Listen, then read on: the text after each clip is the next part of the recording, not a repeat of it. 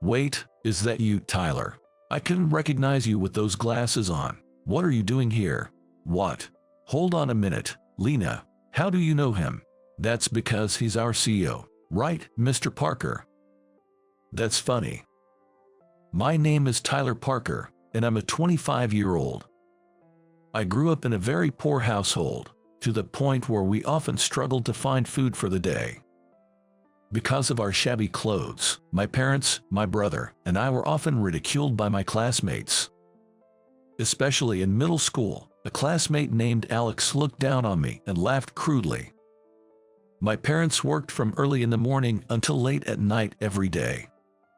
So, I sometimes cooked for them and waited at home, or I'd wait at my equally poor grandfather's house. The reason we were so poor was that both of my parents only had a middle school education. Their families were very poor, so they started working right after middle school to support their families financially. So, both my father and mother started working right after they graduated from middle school. But the jobs available to someone with just a middle school education are limited, and no matter how hard they worked, our lives never became prosperous. Eventually, I was born, followed by my brother. People around them said don't have kids if you're poor, or you have to pay for your poverty, but I'm glad I was born. To me, my parents, who worked hard for us despite the poverty, were superstars, and I deeply respected them. That's why it made me so angry when Alex and others made fun of us. My parents wanted to send me to high school, but I didn't want that. I wanted at least my brother to go to high school and, if possible, to college. Since he was much smarter than me, I believed he had the potential to get into a good university. So, I decided to work as soon as I graduated from middle school. My brother, with tears in his eyes, apologized saying, "I'm really sorry if this is all for me," but as his older brother, I thought it was so natural to work for his sake. The job was tough, and I was often yelled at by my seniors and bosses, but I could endure it thinking it was for my family. Seeing everyone in their school uniforms going to high school made me a bit envious, though. Of course, it was the path I chose, but I still wished I could enjoy my youth with everyone else. I wanted to join a school club, share thrilling moments, and hang out at shops after school. But I had to work hard for my family and my brother. Time flied so fast, I was in my 20s. My brother became a college student, just as I had hoped. I was proud of him. He worked hard in his job to do even more for our family. One day, I received an email. The sender was none other than Alex. We hadn't exchanged email addresses directly, so he must have gotten it from someone else. I was afraid why he would email me, but I decided to open it. The email said, "We're having a small gathering and I want you to come. There will be cute girls. It's just me, you, and 2 girls, both of whom are receptionists at companies and are really cute. Well, you are just there to make us look good." I was like, what the hell is this email? But I called the number in email anyway. Alex answered cheerfully, saying, "I'm glad you read my email. The gathering is next Saturday, and the girls are super cute. I'm really looking forward to it. They're from companies A and B, both very pretty. I'd be okay with either of them confessing to me. Just come to fill the numbers. I'm counting on you. So, I'm just there to make up the numbers, right? Couldn't you find anyone else?" I asked around, but everyone else was busy. "You're a freelancer, so I thought you'd be available. So, see you next Saturday at Vino, the dining bar." All right, I got it. It sounded like a hassle, but I had no plans that day. So, I decided to see what it was about. On Saturday, I went to Vino, a fancy dining bar. As I entered, I saw Alex already seated, waving me over. "Over here, you've never been to a fancy place like this, have you?" Well, someone like me, a Harvard grad and an elite employee at a global company, can afford it. But working for a global company means I hardly have time to date. It's great being a freelancer. You can always hang out. Just the other day, my boss suddenly told me to go to San Francisco, and I had to rush there. I'm exhausted. But that's life for a Harvard grad and an elite salesperson at a global company. It seems he loves to talk about being a Harvard graduate and an elite employee at a well-known global company. While it's genuinely impressive that he graduated from Harvard and got a job at an elite global company, his constant boasting is annoying. I thought to myself that someone who is truly confident wouldn't need to boast about their education or achievements. I see. You must be really busy then. Well, I'm pretty busy too, so I don't really have time to hang out with girls. What? You're always free. What are you talking about? But then again, you're not much to look at. So it makes sense that you're not popular with the ladies. Guys like me, who graduated from Harvard and work in elite global companies, and are decent looking, have girls flocking to us. But you're here to mingle. Doesn't that mean you don't have a girlfriend? I retaliated with that. Then, Alex suddenly became defensive and pissed off. You don't get it. I can choose any girl I want, but I don't like girls who are too assertive. I prefer cute girls who make me want to protect them over the mannish women at my company. I don't need a career woman who earns as much as I do. It seems his pride is as high as the Himalayas, and he dislikes women who earn as much or more than he does. In global companies, where there's no gender discrimination, both men and women must be incredibly busy, and women should be earning a considerable salary too. But Alex talks about male pride and other petty matters, showing how small-minded he is. I wanted to say that's probably why he doesn't have a girlfriend, but since I don't have one either, I decided to keep quiet. Then, 2 girls entered. Sorry to keep you waiting. We got a bit lost on the way. I was a bit confused about the directions too. It's fine. It's not even the meeting time yet. We just got here early. Come and sit here, surrounding me. Okay, got it. Excuse me, then. Before we order drinks, let's introduce ourselves. Girls first, please. I'm Lena. I work at the reception of Company A. I'm still new, but I'm doing my best. My hobby is crafting. Wow, you do crafting. That's amazing. What do you make? Well, like crochet, and I knit scarves when it's winter. Cool. Knit me a scarf too. Do you use a sewing machine? Can you make clothes? Yes, I sometimes use a sewing machine. I can make simple clothes. Then, I'd like you to make something for me too. Okay. Lena looked at Alex as a freak because he was clearly spoony on her, being led by the nose. Then the other girl began her introduction. I'm Chloe. I work at the reception of Company B. Lena and I were classmates in college. We both attended the same St. Sophia University. Well, St. Sophia, that's a prestigious university. So, your family must be quite wealthy. Well, I guess they are. Hey, where's your family home? Tell me. It's in Beverly Hills. Wow, that's really wealthy. I love girls from rich families. Is that so? Alex was laughing in a creepy way again, making Chloe uncomfortable as well. I felt sorry for the girls. Sitting next to someone as creepy as him must feel like a punishment of a game. Then Alex kept talking about himself. I'm Alex. I graduated from Harvard, just so you know. Harvard, after graduating, I joined a global company P and have been working hard as a salesman. It's really tough every day. If I can make it back by the last train, I consider myself lucky. Currently, I live in a high-rise condo because I'm earning nearly $100,000 a year. At this age, I'm close to $100,000. Insane, right? Well, I'm highly regarded at my company. So by the time I'm 30, I expect to earn $100,000 to $120,000 easily.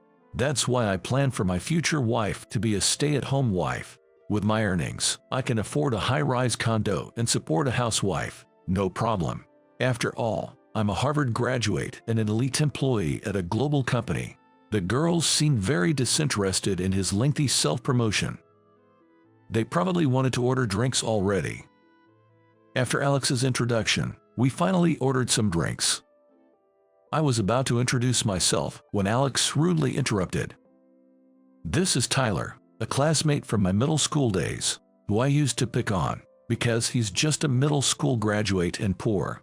It's hilarious, right? In this day and age, being a middle school graduate is just pathetic. Sorry, Lena, Chloe. He's just here to make up the numbers, so feel free to fight over me." "What? Wait a sec. What? What's wrong, Lena? Is something the matter?" "Wait, aren't you Mr. Parker, our CEO? I didn't recognize you with those glasses on. What are you doing here?" "What? Hold on, Lena. How do you know him?" "That's because he's our CEO, right, Mr. Parker?" "Yes." Lena was an employee at my company, and I am the CEO of Company A. Lena works for Company A, which is actually our company. Didn't you know that? I never thought that was possible. I mean, who would imagine that the CEO of the super famous venture company A would be you, after all? You're just a middle school graduate. Lena and Chloe sat down next to me, leaving Alex bewildered. He had assumed his elite status would naturally make him popular with the ladies, but that wasn't the case. "Are you looking down on the CEO like that? Mr. Parker is an incredible person. He's focused on providing educational opportunities to everyone, investing a lot in various educational programs. It's somewhat shameful to be obsessed with academic background after becoming an adult." Exactly. No matter if you graduated from Harvard, looking down and belittling others is questionable. I think people who lack self-confidence tend to be boastful. We don't care about your high-rise condo bragging. But I live in a high-rise condo. I'm definitely superior. No way you could match a Harvard grad. Actually, Mr. Parker also lives in a high-rise condo, but he doesn't boast about it. We once visited his place with a few colleagues, and he didn't show off at all. It's that luxury condo in Manhattan. Wait, is it Manhattan XX? Yay, that's right. I'm currently living in a Manhattan high-rise. I didn't feel the need to tell everyone, only those who needed to know. We occasionally have parties at my place, inviting colleagues and family. It wasn't like I was keeping it a secret from Alex. There was just no benefit in telling him, so I kept quiet. "So, you were looking down on me all along. Your income must be way above mine, you jerk." "Well, I don't like to mention it, but my executive compensation is around $5 billion. Earning too much can affect the company's management." "Billion? $5 billion what? Fine. I don't care about you anymore. Do whatever you want, you bottom feeder." "That's a bit harsh. What kind of way is that to speak? I didn't think you were that kind of person. We came here because we heard Alex was a nice and kind person, but this is just the worst." "Right, if we knew he was such an arrogant and domineering person, we wouldn't have come." I'm leaving. Pay for this." Alex pulled out some bills from his wallet and practically threw them at me. The look on his face was one of unbearable frustration, clearly indicating he was quite irritated. I might be a middle school graduate, but I managed to carve out my own path and dream of owning a company. Having struggled without a high school education, I understood the importance of education. Even amidst poverty, life might have been different a bit if I had received scholarships or welfare assistance. My parents, being able-bodied, felt it was shameful to receive welfare and chose not to apply, despite our dire financial situation. They probably felt embarrassed about it. However, there's nothing shameful about receiving welfare. A decent standard of living is a right guaranteed to all citizens, and those struggling in poverty should take advantage of it. With welfare support, I could have attended high school, and with a separated household, even college could have been an option. However, reality isn't so simple. Many can't receive aid due to various reasons, or fail to attend college even after household separation. I started an education business to help people make a fresh start. In particular, I created a platform that makes it easier for children who can't afford tutoring due to poverty to learn, and the company is run with donations and investments from investors. Through this, some kids improved their grades enough to become scholarship students, exempt from tuition fees. I felt I was making a difference in the world through this business. Alex claimed he didn't know I was the CEO of Company A, but that's something he could have easily found out with a little research. He just assumed I was a freeder because of my educational background. But it's wrong to think that a middle school graduate can only be a freeder. Regardless of circumstances, people can overcome and succeed. Really, you look like a different person with glasses on, Mr. Parker. Do you wear them often? Actually, I don't think glasses suit me much, so I usually wear contact lenses, but I ran out today, so I had to wear glasses. Is that so? It's amazing, Mr. Parker. Our Company B is also in the education sector, but you're still so young. May I ask how old you are? I'm 25. Wow, that's really young. Lena and I are fresh graduates, so you probably know our ages. You're such a capable CEO. Exactly. Mr. Parker is always hard at work and so cool. Always dressed sharply in a suit, walking with confidence. You think so? Hey Lena, do you like Mr. Parker or something? You've been talking passionately about him. Hey, wait. That's not, I mean. There you go. Getting all flustered. Lena always panics like this when she's trying to hide something. It's so obvious. It's not like that. Stop teasing me, Chloe. You're mean. Why don't you just date Mr. Parker then? Right, Mr. Parker? Well, I mean, I had never had a girlfriend before, so I was quite nervous. Chloe seemed to enjoy teasing us, laughing innocently as she did. She appeared refined, but I thought maybe she had a fun side too. Lena, on the other hand, looked embarrassed by Chloe's teasing and shyly looked down. Trying to hide her embarrassment, Lena sipped her drink, her face turning red, even if it contained alcohol. The thought that maybe Lena liked me, as Chloe suggested, made my heart race. My heart was pounding, and it wasn't just the alcohol. I started to wonder if I had romantic feelings for Lena too. She was always friendly, greeting visitors and our employees warmly. She was incredibly dedicated to her job, to the extent that I sometimes wondered if she was pushing herself too hard. However, no matter how difficult things became, she never complained or expressed any negativity. Lena always said, "Let's do our best today," whenever we passed by each other. Her energetic and bright demeanor might have drawn me to her gradually. After paying the bill, we left the restaurant. Lena and Chloe walked in the same direction, and I took the train home. I usually have a chauffeur, but I didn't want to call him out on a Saturday. At home, I found myself lost in thoughts about Lena. Maybe I really liked Lena. When Chloe teased us, Lena also seemed embarrassed. Maybe she really did like me. The thought made my chest ache, and I couldn't sleep. No matter how much I tried to distract myself, I couldn't stop thinking about her. From that day on, Lena occupied most of my thoughts, even during work. I tried to shake it off, thinking it wasn't fitting for a CEO to be so distracted. But every idle moment brought thoughts of her. Lena continued to greet me cheerily. But she wouldn't meet my eyes, making me wonder if she disliked me.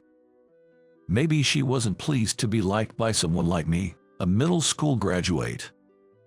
I thought I knew nothing about women's feelings. But one day, Lena called me out, and I nervously followed her. I've been avoiding you lately, Mr. Parker, and I'm sorry. It's not because I dislike you or anything.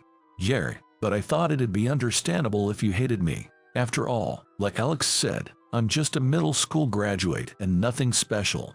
It must be annoying to have someone like me as your boss. I don't mean to act high and mighty, but being the CEO, you might feel obliged to be careful around me, but you don't have to worry about that with me.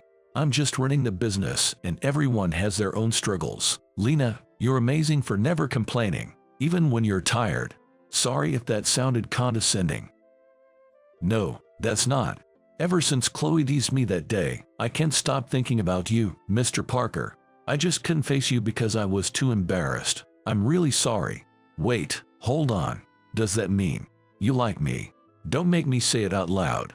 It means I've been thinking about you. Oh no, I can't believe I just said that. Lena, I've been feeling the same way about you, but I didn't have the courage to say anything. Even though I'm the CEO, I'm still just a middle school grad, and I didn't think I had the right to confess to someone as accomplished as you. I'm sorry. I'm not very reliable, but my feelings for you are stronger than anyone else's. I've liked you for so long. Please, will you be my girlfriend? Really? You want to be my boyfriend? I couldn't be happier. Thank you, Mr. Parker. Maybe we could call each other by our first names in private. We're going to be a couple, after all. Sure, but I can't think of anything. What should I call you? Just Tyler is fine. That felt weird to say. Then it's settled, Tyler. Don't worry, it's fine. So, if we get married, I'll become an Parker too. Marriage, isn't that a bit soon? We'll get there eventually. Just think about it. I realized then that Lena was quite forward. Though she was always bright and cheerful, her assertiveness caught me off guard, not being used to such attention from women. But it was her that I was drawn to. After that, Lena and I started calling each other by our first names off work and even went on dates. Not knowing what girls might like, I learned through Twitter and Instagram for ideas. Not using social media by myself, I noticed everyone posted about fancy restaurants and cafes. Especially young women seem to love posting pictures of delicious-looking pancakes and parfaits.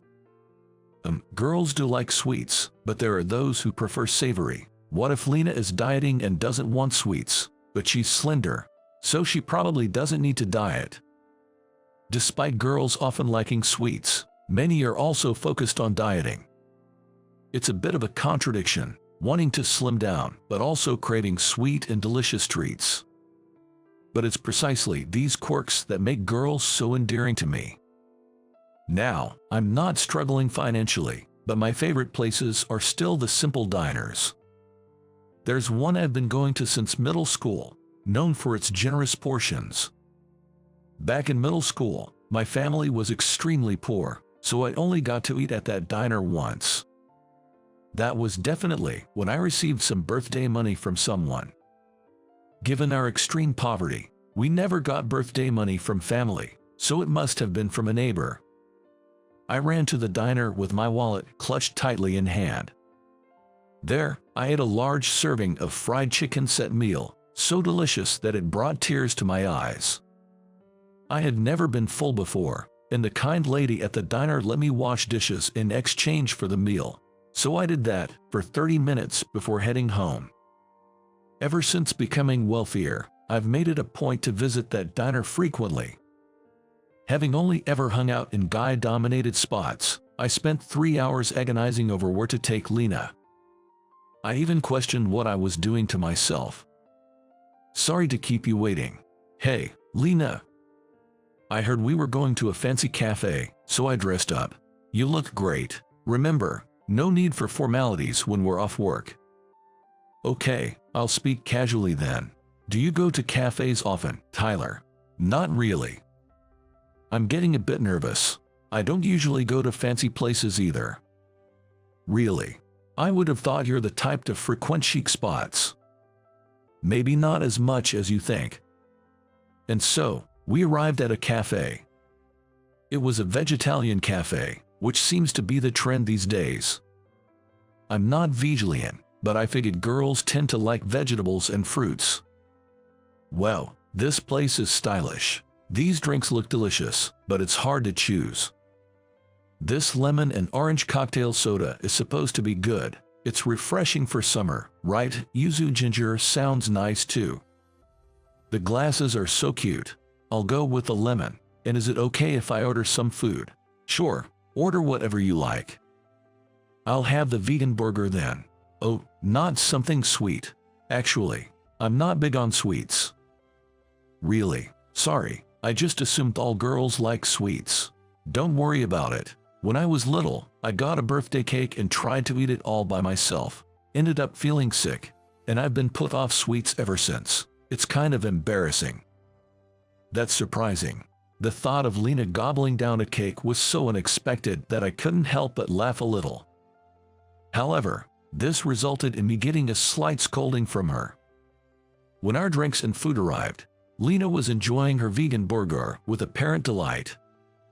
She was impressed that such a flavor could be achieved without meat. I was just glad to see her enjoying it. After some chopping and wandering around, Lena's stomach growled. Wait, was that burger not enough? I thought, a bit surprised. Considering it was quite large, I assumed it would be more than enough to satisfy a girl. Sorry, I tend to eat a lot, and the burger alone wasn't enough. Does that bother you?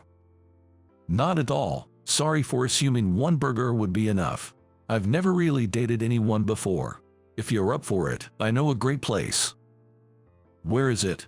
It's a diner known for its large servings.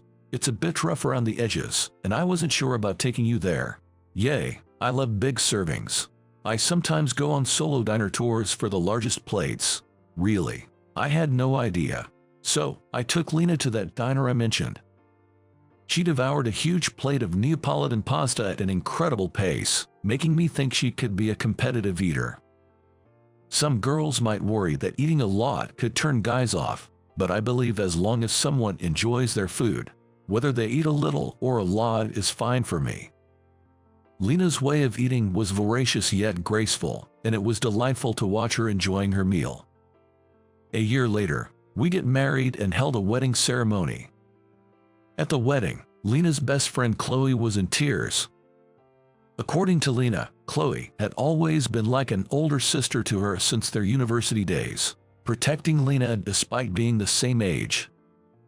I'm so glad Lena has found happiness in marriage. It was meant to be for Lena and Tyler. Please stay close forever.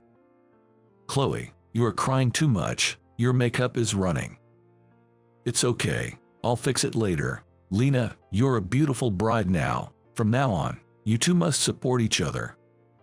Thank you, Chloe, for celebrating with us. We'll do our best together as a couple. If you ever make Lena cry, I won't forgive you. I promise to always protect her. And now, Lena, my wife, works with me at the company. She's still doing a great job at the reception desk. But one day, Lena surprised me with the news that she was pregnant. I was shocked and speechless. I never imagined I'd have a child. Though we were trying for a baby, it still hadn't quite sunk in. Later, Lena gave birth to a beautiful baby girl. My family has grown, giving me even more reason to work hard for their sake. No matter what happens, I must continue to strive for my family's well-being. Lena plans to return to work after her maternity leave, and I intend to support her. While I could support us on my income alone, Lena takes pride in her work. I respect her for that and want to leave her work decisions up to her. My name is Jake. I turned 30 this past summer. Later today, I'm planning to attend a reunion with my middle school classmates. I've never been to a reunion before, so I'm really excited. I wonder how everyone has changed. I moved away right after graduating from middle school, so I haven't seen any of my classmates since then. I've received notices about reunions before, but I was never able to attend due to work commitments. However, this time they seem to be making a big deal out of it being our 30th, as mentioned in the invitation. Plus, I got a call from my good friend Mike too.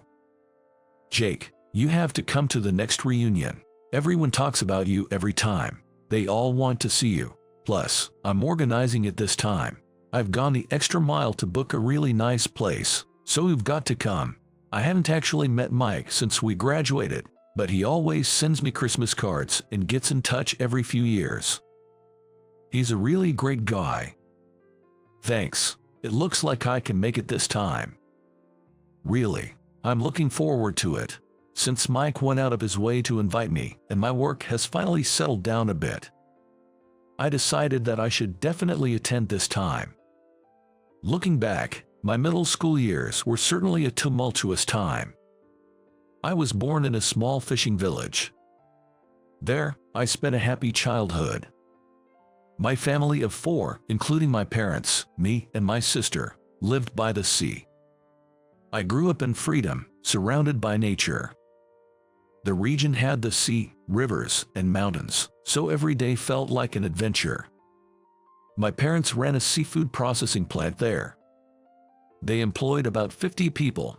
It was a significant local business. My dad was the president of this plant business, but he was never arrogant about it.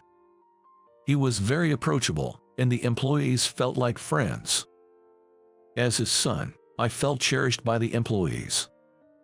When I went to school in the morning, everyone would say, "Have a good day, Jake. Study hard." When I returned, they'd invite me, "Jake, welcome back. Let's have some snacks together." It felt like living in a big extended family.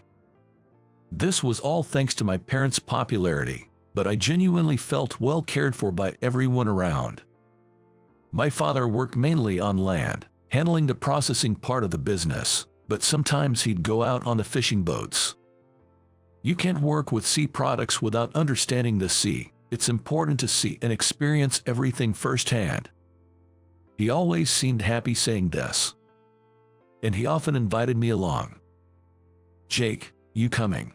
Of course, I always eagerly followed him. Fishing days required waking up early and helping with preparations. But the excitement of fishing outweighed everything. As the sun rose, I'd board the fishing boat with my father. There's much to do on a boat. You can catch fish by just sitting there, and hesitating can even be dangerous. Yet, my father never raised his voice. Instead, while maneuvering the large boat, he'd smile and say, "Wonder what fish we'll catch today." Seeing his smile, I felt as if the world was wrapped in a blanket of safety. I learned about fishing, one lesson at a time, from my father. And I understood the difficulty of catching fish and the gratitude for our catch. After fishing, when I returned home, my mother would be waiting for us, with a feast ready for breakfast. Frankly, my mother's cooking was the best. She was truly a great cook. Moreover, using fresh fish and seafood, our family meals were always abundant. Yummy, this is so good today. This is what they call the taste of home, right? What mom makes is the best food on earth. If you praise me like that, I'll end up making even more dishes. Make sure to eat a lot, everyone. Our meals were always filled with such laughter. Thanks to my mother's warm cooking, I learned to appreciate the deliciousness of seafood. Living in a coastal town, the sound of the waves was always present. I remember the comforting sounds of my father and the fishermen talking, and my mother's singing. In this blissful space, I often played with Mike.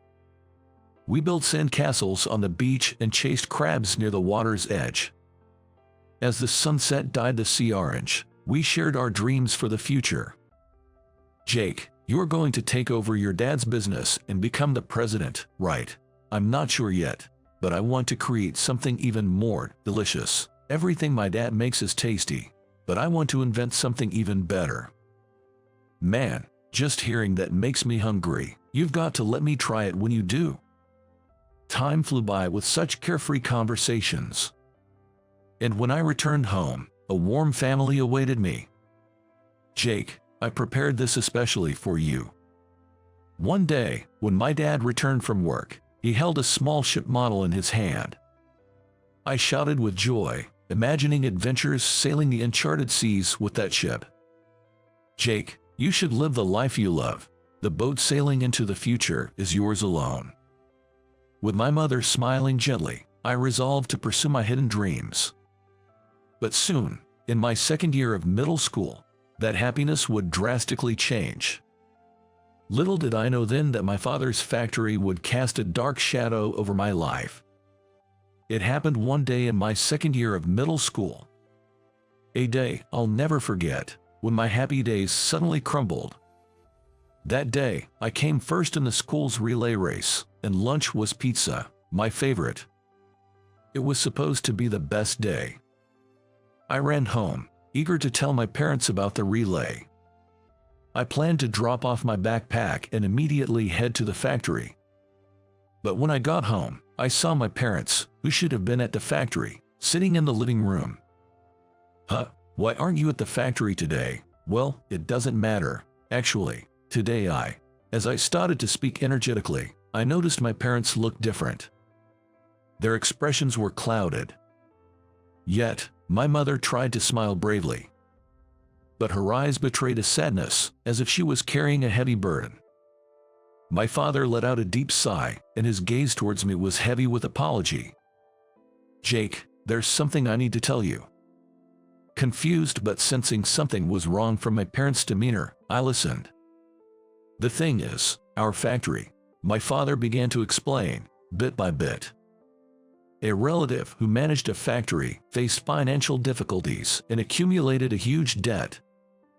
This relative had to leave, and the debt fell on our family. I'm sorry, Jake. I never wanted you to suffer like this." My mother's words hit me with surprise and a sense of injustice, even as a child. Taking on the relative's debt meant our happy days were abruptly taken away, a harsh reality. 3 months later, the factory was closed. The warm times by the sea instantly turned cold. My parents were busy finding new jobs for the employees and arranging funds to pay their salaries till the end. The debt engulfed my father's smile, my mother's singing, and our family's laughter in a cloud of gloom. In truth, I had always dreamed of becoming a top-notch businessman. I wanted to expand and make my father's company more famous. Since I was little, I had studied diligently for that one goal. I had hoped to take over the factory and bring new possibilities to our local fishing village. However, the factory's closure and the relative's debt derailed my plans for further education. Not only was my dream of university fading, but even attending high school seemed out of reach. I needed to work to help repay the debt. Suddenly, the reality of having to work instead of studying stood in my way. Even though we lived in a rural area, none of my middle school friends had to start working right after graduation. Everyone was moving on to their desired high schools. In this context, the reality of being the only one to work right after middle school was hard to bear.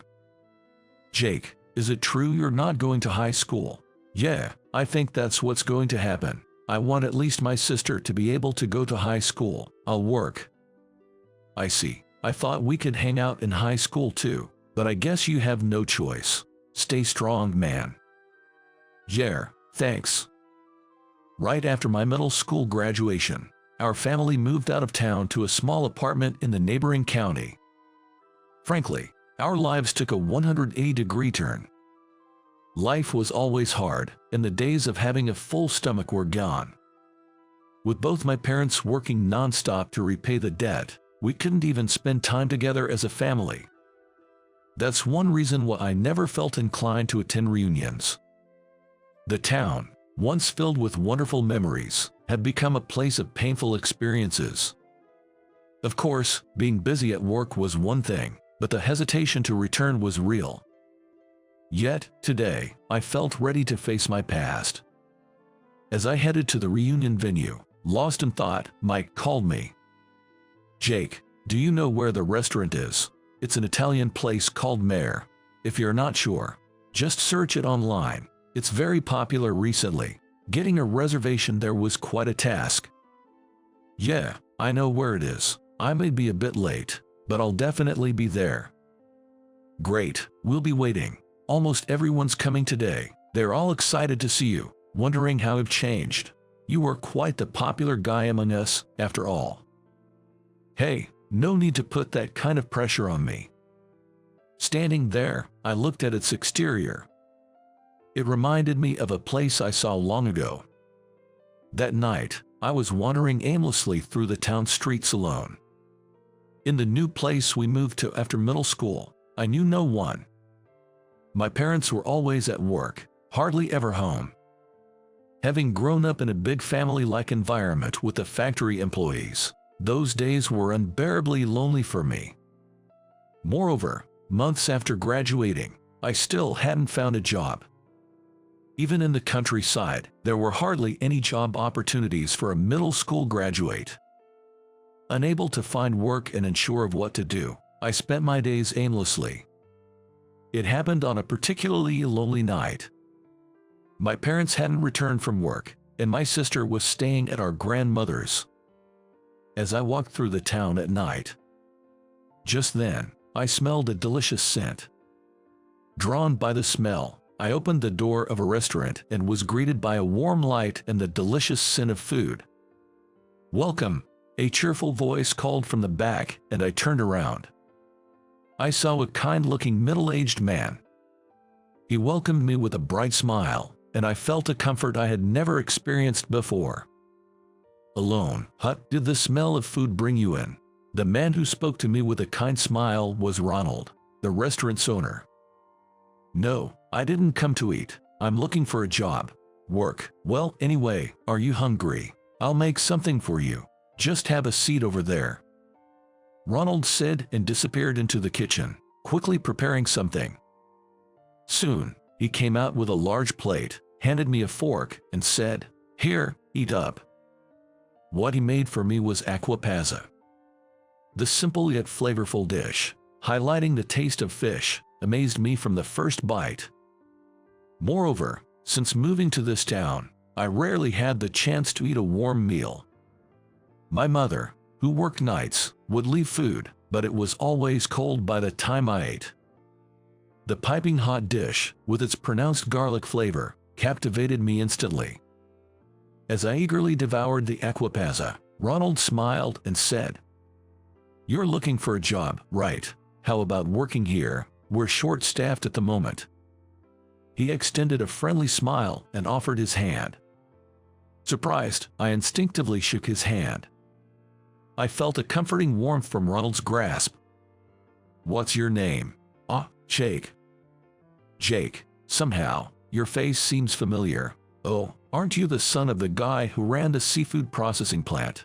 I was genuinely surprised to meet someone who knew about me in such an unexpected place. "Yes, my father did work with seafood in a factory, but..." "Right, the factory suddenly closed down, didn't it?" "Yes. It was really unfortunate. Actually, we used to source some products from your company. They were fresh and delicious. I was shocked when they suddenly disappeared. It was a real loss." I hesitantly shared my past and present circumstances with Ronald.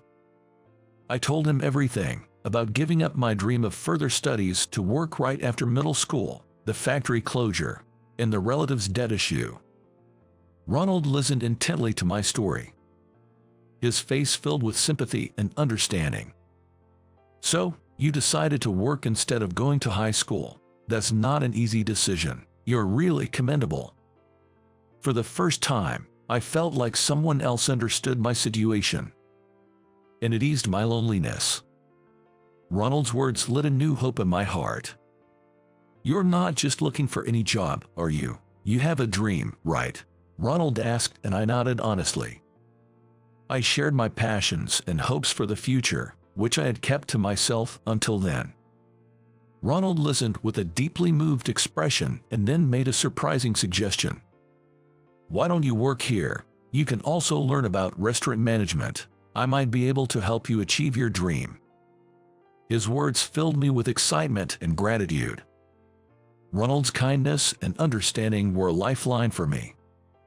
That day, I finally found a job. I decided to work hard in the restaurant while steadily moving towards my dream.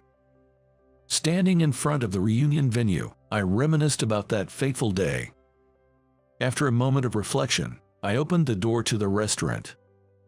As soon as I did, I was greeted by a gathering of familiar faces. It almost felt like an illusion, as if I had been transported back to my middle school days. "Hey, Jake, finally, you're here. We've been waiting for you." Mike's voice drew everyone's attention to me. As they turned around, one after another approached me with smiles. "Jake, long time no see. How have you been?" "Jake, you haven't changed a bit, just like in middle school." Familiar faces gathered around, greeting me warmly. My heart swelled with happiness. "I'm really glad I came here today," I said sincerely.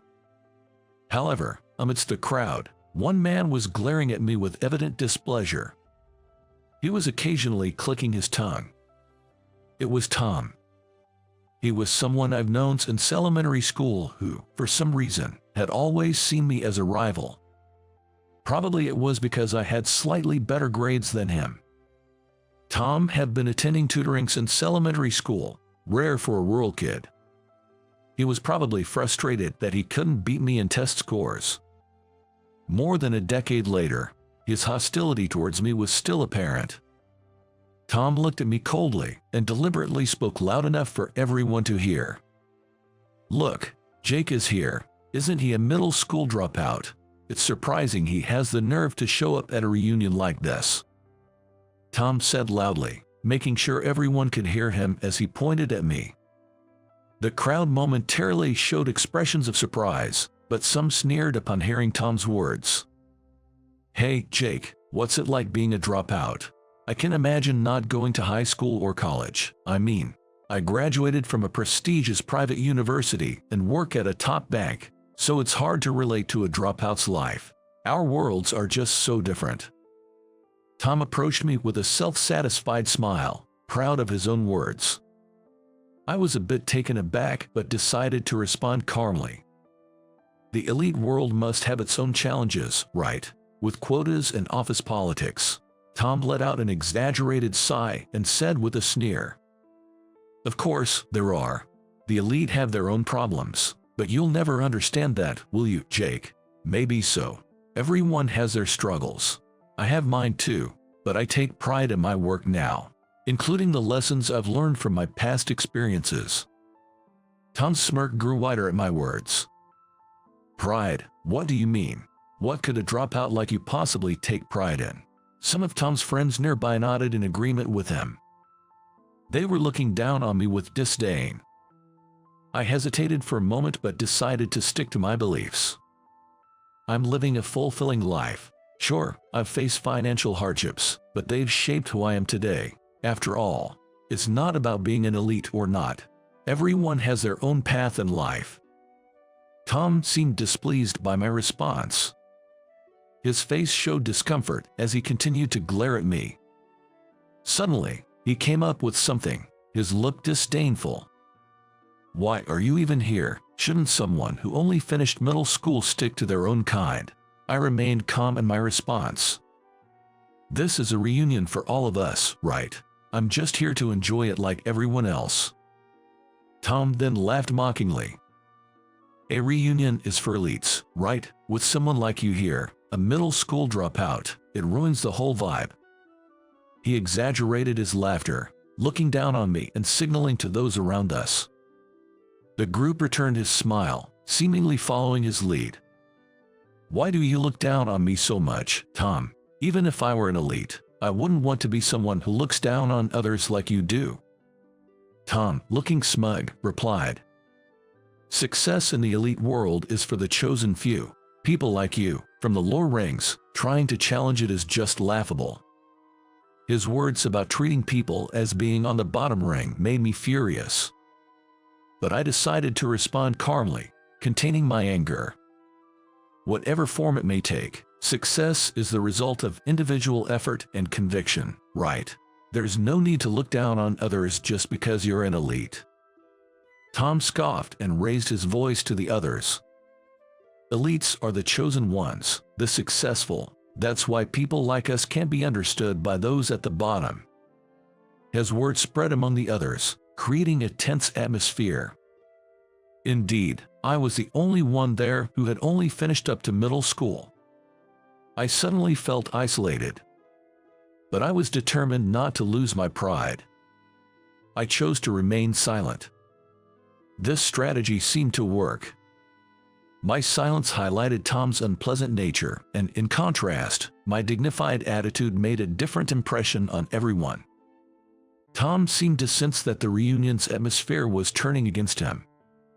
Changing his approach, he looked at me with a seemingly curious expression and asked, "Hey, Jake, what's your annual income?" Caught off guard by the sudden question, I hesitated before I answered. "Well, it's about $15,000, so..." Tom burst into laughter, gesturing at his friends. "He earns $15,000 a year. Can you even live on that?" Despite his cutting words, I kept my cool. I'm not struggling to live, and money isn't the only measure of a person. Skill and money don't always correlate, do they? Tom dismissed my words with a sneer. If we're talking about skill, my income must be several times yours, right? That's the difference between a dropout and an elite. The mood of the reunion soured due to Tom. His arrogance caused discomfort among the others. Their expressions grew tense. Why is Tom acting like that? We're all just trying to have a good time. Yeah, Jake is standing firm in his own way of life, while Tom just looks down on everyone. What does he want to do? My friends felt the awkwardness but tried to ease the atmosphere. I moved away from Tom, joining Mike and others. Sorry about that. It seems like I ruined the mood. Why are you apologizing, Jake? It's Tom who's being ridiculous. Don't you have something to say back to him? It's okay. I don't want to make things worse. Despite the uneasy air, I tried to enjoy the conversations with my friends. However, Tom persisted in following me around. Hey, Jake, your being here ruins even a nice restaurant like this. His harsh words made our friends uncomfortable. Tom, can't you be normal for once? Reunions are supposed to be fun, right? Being normal is for average people like you guys. I'm an elite, remember. No matter if you're elite or not, looking down on others is just wrong. Yet Tom continued, smugly looking down on me with a smirk. I could see my friends were feeling uneasy, but I wanted to preserve the pleasant time I had with them. However, every time Tom spoke, the reunion atmosphere worsened. The warmth of friendship and happy memories seemed to fade because of his attitude. Then, I noticed something odd about Tom's behavior. He seemed overly conscious of something. Watching him closely, it became apparent that Tom was trying to show off his elite status whenever the beautiful catering manager of the restaurant appeared. This place is so popular, it's hard to get a reservation. I got us in today using my name. That's the privilege of being an elite. He boasted loudly, glancing at the manager to ensure she heard him. She smiled politely but appeared to be just tolerating his behavior. Eventually, Tom grabbed her shoulder, trying to force her attention on him. You know, talking to an elite like me could be beneficial for you. The manager, maintaining her professional smile, gently removed his hand, but Tom persisted. This atmosphere's getting unpleasant. Tom is overdoing it with his elite act, don't you think? Yeah, and wasn't it Mike who actually made the reservation for this place? Tom didn't do anything. I listened to their conversation while keeping an eye on Tom. Eventually, I saw him speaking loudly into the manager's ear. Let's meet outside sometime. I know a lot of great places around here. Being an elite banker, I often use them for entertaining. If you dine with me, I might choose this place for my next business dinner. The manager, still smiling, deftly avoided his advances. Thank you. The best places are where everyone can enjoy and smile, regardless of their status. Tom kept pushing his elite status, clearly causing discomfort among us. As the atmosphere of the reunion grew tense, I decided to leave early. Sorry about that, Jake. I didn't mean to make you feel bad. It's not your fault, Mike, but I was really happy to see everyone after such a long time. Thanks. Just as I was about to leave the restaurant, the general manager, John, appeared from the back. Oh, Jake, are you leaving already? Yeah, I just don't feel comfortable here. Everyone was stunned to see me chatting normally with John. John continued talking, remaining unfazed. Ah, that's the guy who was scolded by his boss here before, right? I'm surprised he has the nerve to show his face here again. John then glanced at Tom and deliberately addressed me. Jake, your bill is on the house. On the house, but I thought today's fees were already pretty low. At that point, Mike, coming back to his senses from the surprising turn of events, asked with a shocked expression. What, Jake, you know the general manager of this place? John proudly responded. Yes, Jake is the owner of this restaurant. That's why we were able to squeeze in a reservation for this reunion. It's because we're an acquaintance of the owner. The owner. The whole room buzzed at that revelation. That's why I didn't want to say it. Sorry for keeping quiet, Mike, but since you found and booked this place, it was hard to bring it up. No, wait, you being the owner is amazing. I had stumbled upon an Italian restaurant back then and was given the opportunity to work there, learning about service and cooking. At the same time, Ronald taught me the basics of business. I couldn't continue formal education, but he provided me with many opportunities to learn about society. He took me to various restaurants, business seminars, and even overseas inspections. He was quite a business person himself, having established around 10 branches and still thriving. Thanks to his training, I learned the ropes of business and became independent 3 years ago. Now, as an owner of about 5 restaurants, I'm managing them thanks to what I learned from him. A high school dropout as an owner, Tom still couldn't believe what he heard. Tom, you've used this place a few times, it seems. I appreciate it. But last time you were here, you got yelled at by someone from a company you were dealing with, right? Something about a mistake in the numbers by 2 digits. I happened to be here and heard the shouting. Exposed in front of everyone, Tom turned bright red. Oh, and the manager you've been trying to woo since a while ago, she's my wife. What? As I said that, the beautiful catering manager discreetly waved at me. But earlier, you said your annual income was just $15,000. Tom shouted desperately. Seeing this, I slowly shook my head and answered. I didn't get to finish earlier. That $15,000 was actually the amount of my property tax this year. I was just discussing it with my accountant when he called. If your property tax is $15,000, that means your annual income must be around $200,000. That's amazing. Jake, Mike, who works at an accounting firm, quickly did the math for me. 200,000. Tom seemed lost for words. It's not about earning $200,000. I don't consider myself superior for it. A person's worth isn't measured in money, but just out of curiosity. What's your annual income, Tom? This is exactly what they mean by being left speechless. Tom, visibly frustrated and turning red, stomped his feet. I am an elite. My success is the proof of that. But you got scolded for a simple mistake by a client and your boss, right? As his true nature was revealed, Tom became increasingly isolated. Naturally, people started keeping their distance from him. Meanwhile, people began gathering around me. Success is the result of individual effort and belief. No matter the position, we are all human after all. By the time the reunion was ending, Tom had disappeared. I later heard that due to his repeated simple mistakes at work, he was being transferred to a remote island in the next personnel change. Certainly, even elites have their own troubles. As for me, I'm about to open a new restaurant soon. The restaurants I own all specialize in fresh seafood and have a warm, home-like atmosphere. This is all thanks to what I learned from my parents, the factory workers, and Ronald, who helped me back then. Success isn't everything. It's human warmth, friendship, and love that bring true richness to life. My name is Michael. I'm a 28-year-old company employee. I work for a construction-related company.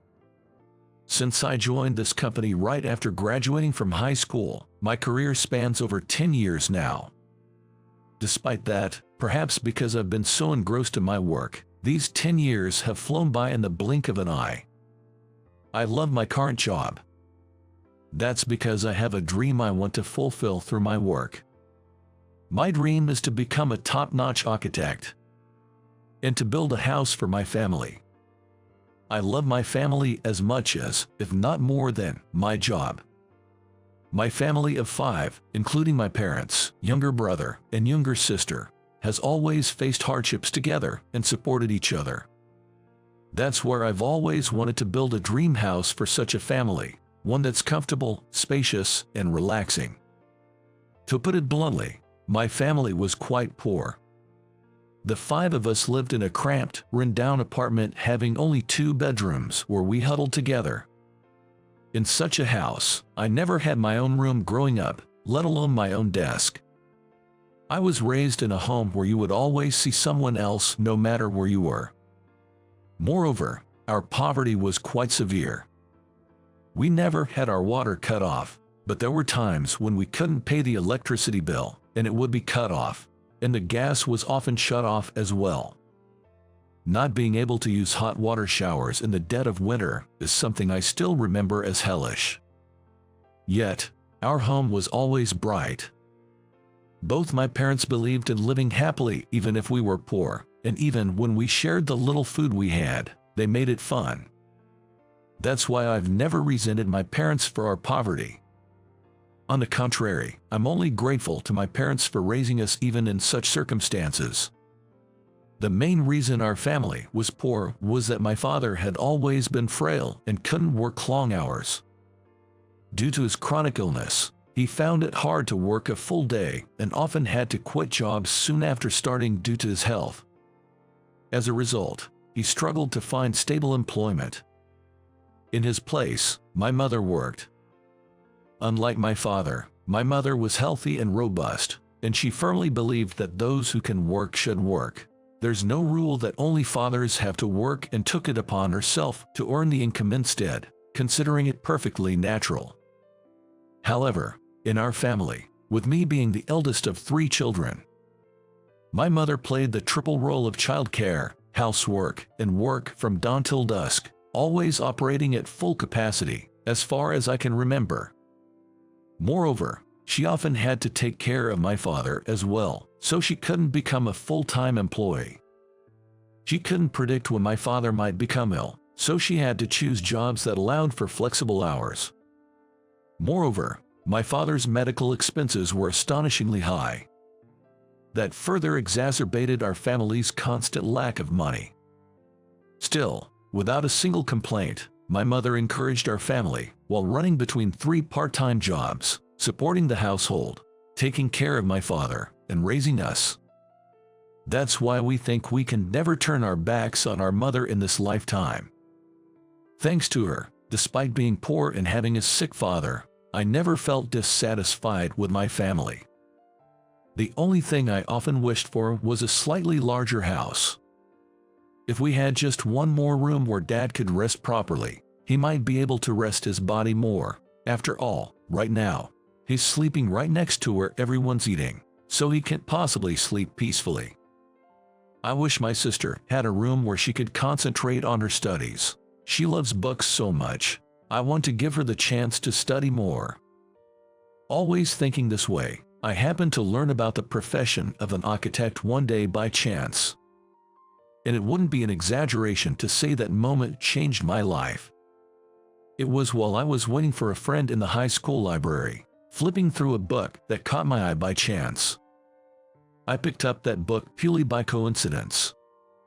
The title was something like The Work of Architects, a sort of photo collection of houses built by famous architects around the world. Having hardly ever visited other people's homes and knowing only my own, it's needless to say that the content was a shock to me. What is this? The entrance hall alone is as big as my entire house. 2 wash basins, that's unheard of. The closet is practically a room in its own right. Every page unfolded a world I had never seen before. With each page I turned, I was amazed anew.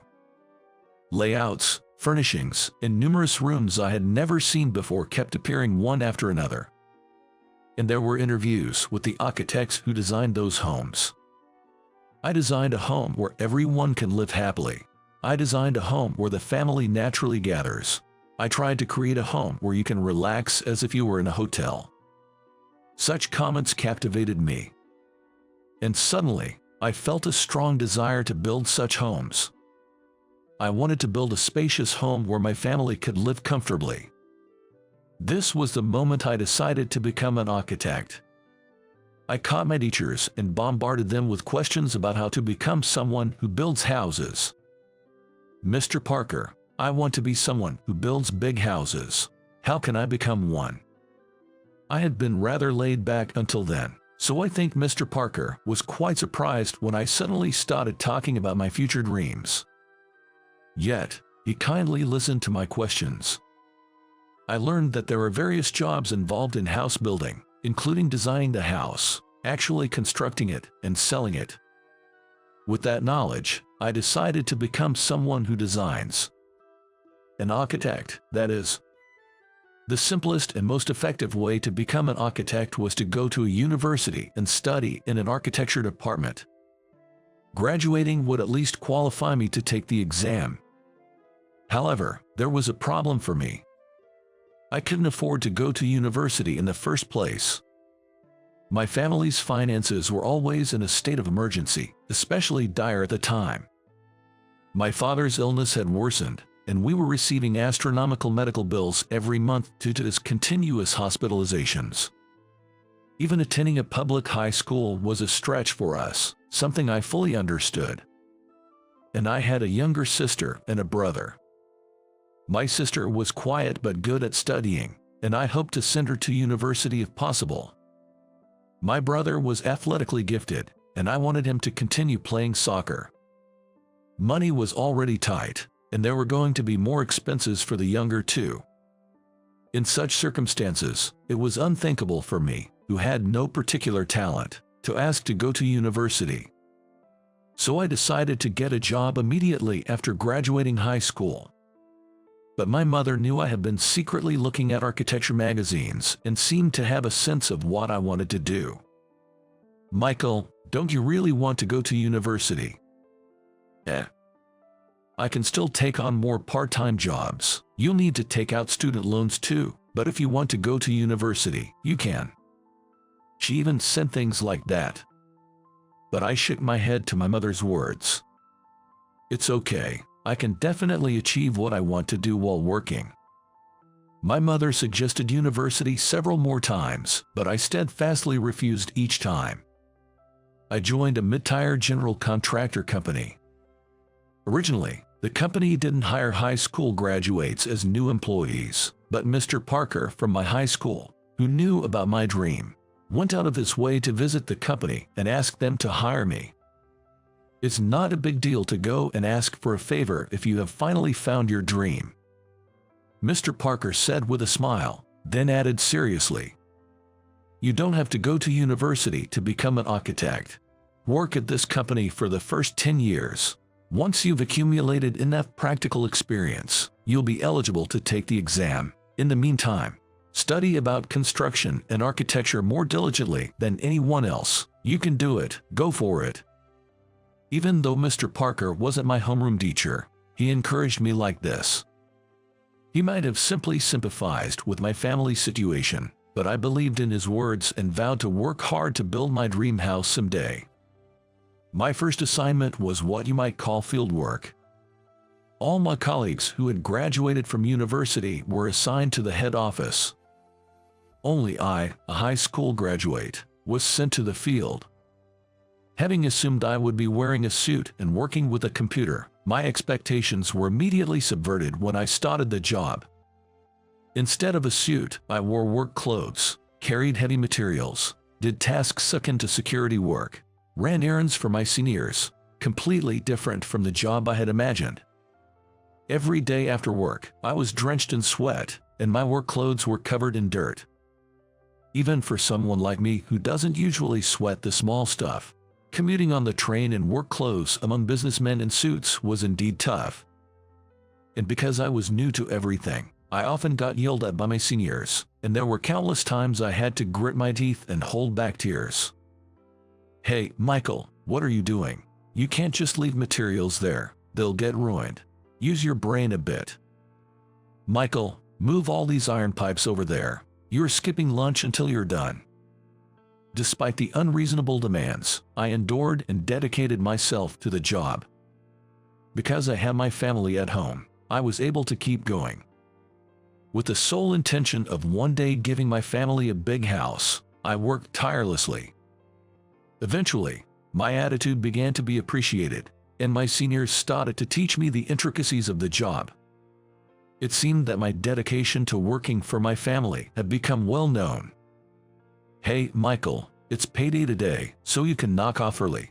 Go bring your earnings home to your family. Thank you. Michael, there's some extra sandwiches today. The leftovers are yours. Eat them yourself or take them home, whatever you like. Really? Thank you so much. They even started to show concern for me in such ways. Even though my earnings weren't enough to pull us out of poverty, my father's condition had stabilized somewhat, allowing my sister to aim for university and my brother to attend a high school known for its strong soccer team. Despite being constantly ragged on at the site every day, I was able to persevere thanks to great seniors, a loving family, and having a dream. After 3 solid years of learning the ropes on site, I was transferred to work at the head office. My colleagues on site celebrated my transfer as if it were their own achievement. Even when you start working in a suit, don't forget what you learned here. Architecture relies on the site to exist. Remember that design and sales are nothing without us. I understand. Thank you so much for everything. I was assigned to the sales department next, but on the first day, I felt completely out of place, like a fish out of water. I struggled with everything, from how to answer phones to greetings, especially the proper use of polite words. On site, to my seniors, a simple yep was enough to get by.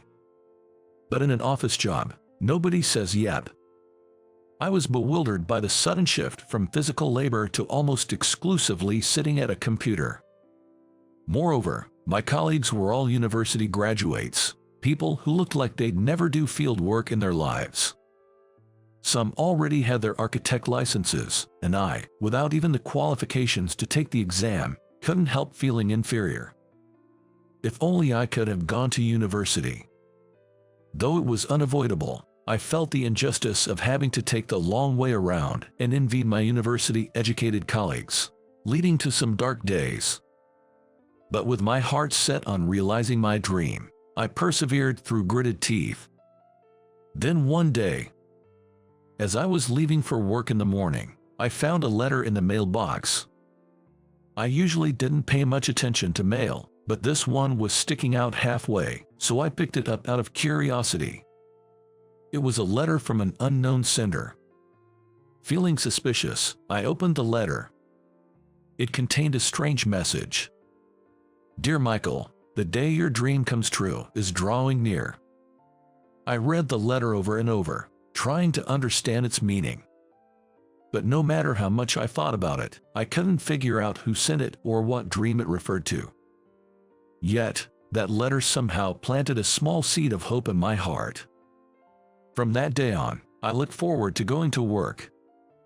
For some reason, the letter made me feel like I was truly making progress toward my dream.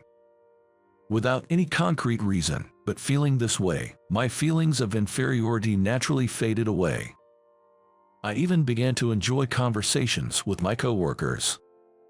Michael, something good happened recently. You seem to be in great spirits. Well, I got this mysterious letter. It made me decide to really go for my dream. A mysterious letter. That sounds interesting. Maybe it's a sign that something amazing is about to happen. I hope so. I have no idea who sent it. I wish I had a clue. As I talked about the letter, the other person would often share his own dream in return. Talking about each other's dreams and hopes brought us closer together. I gradually began to enjoy talking about my dreams.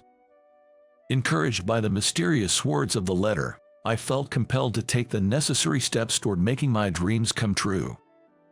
Until then, I had been too exhausted from work to do anything but sleep when I got home, but I started a new routine of working at the company during the day and studying late into the night to obtain my architect's license. My colleagues supported me in this endeavor. Michael, if there's anything you don't understand, feel free to ask me anything. Yeah, thanks. Actually, I wanted to ask about this page. Studying late into the night after work was sometimes tiring and made me sleepy. But the words in the letter gave me strength. And a few years later, I finally seemed to be qualified to take the exam. At that moment, I felt all my efforts were rewarded. Yes. My next goal was to pass the exam and get license of architect. Then I was assigned to the design department. Although there was a lot to learn from scratch again, I gradually began to be involved in design work. My colleagues were friendly and very kind.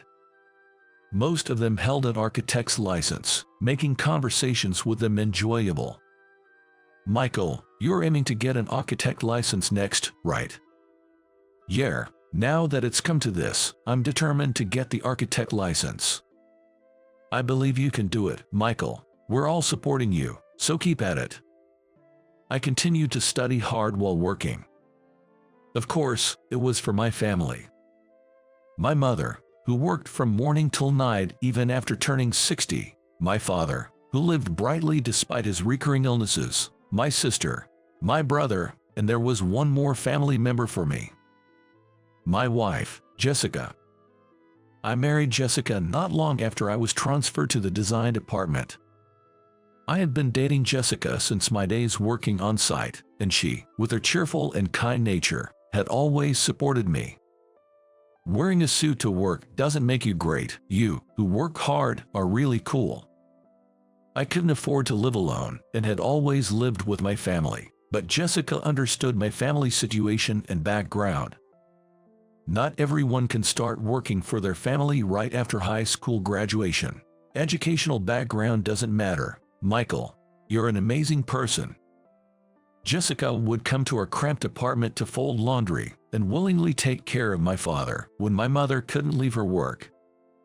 And when I'm qualified to take the exam, she said, "Congratulations. Next is that you pass the exam, right? I want to help you achieve that dream," and married me. How lucky I was to marry such a wonderful woman. As I savored this happiness, something even more surprising happened. The apartment Jessica found for us as our new home was right next to my parents' place.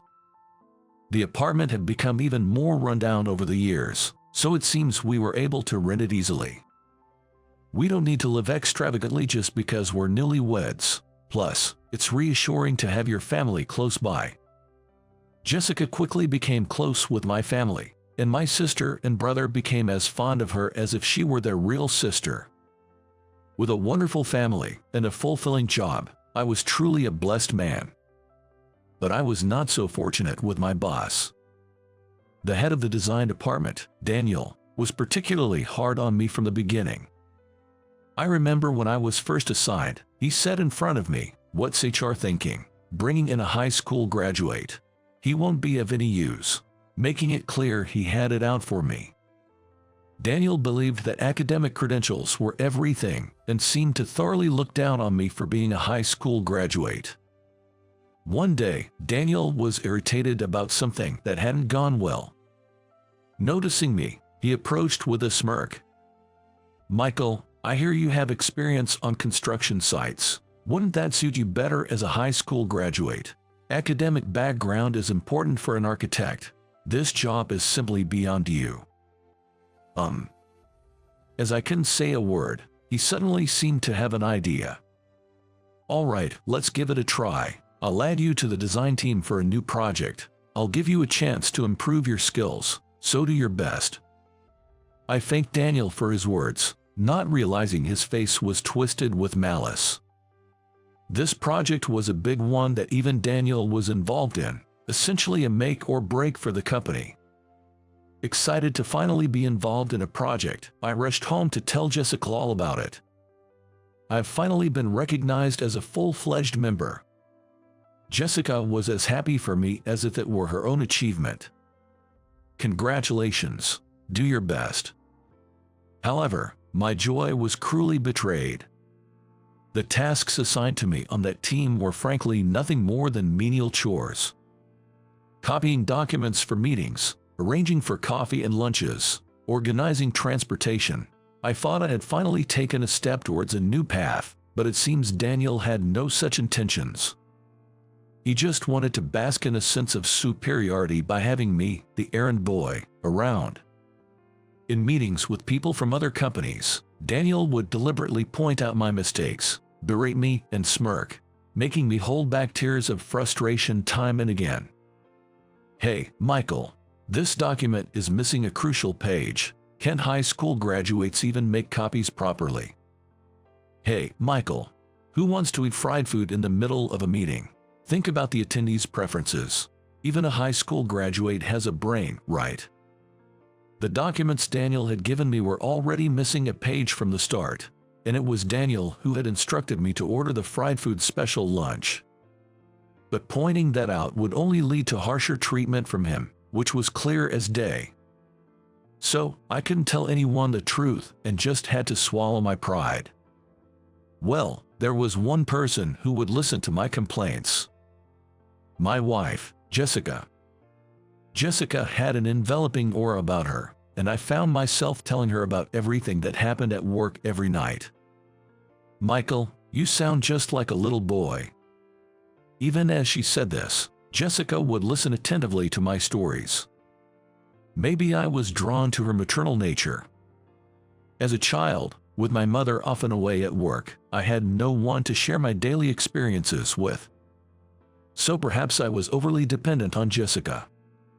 Daniel told me to find lunch with plenty of fried food to power up, and then, in front of everyone, he deliberately opened the box lid and completely rejected the lunch I had ordered. It's really terrible, but he must be jealous of your talent. Keep at it, and you'll prove him wrong someday. Just hearing Jessica say that made me feel like I could keep going the next day. But Daniel's harassment only grew worse day by day. Then, one day, a major incident occurred.